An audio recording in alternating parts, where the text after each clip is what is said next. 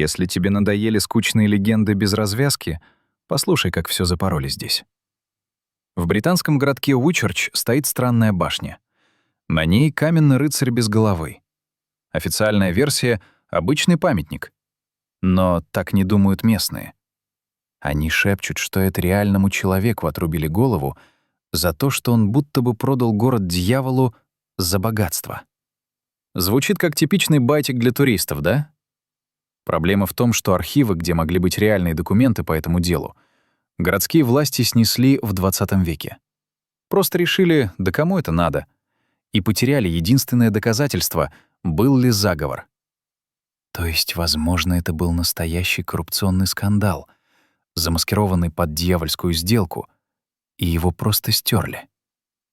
Подпишись, если хочешь еще такие истории, где официальная версия трещит по швам, и будет чем ошарашить друзей.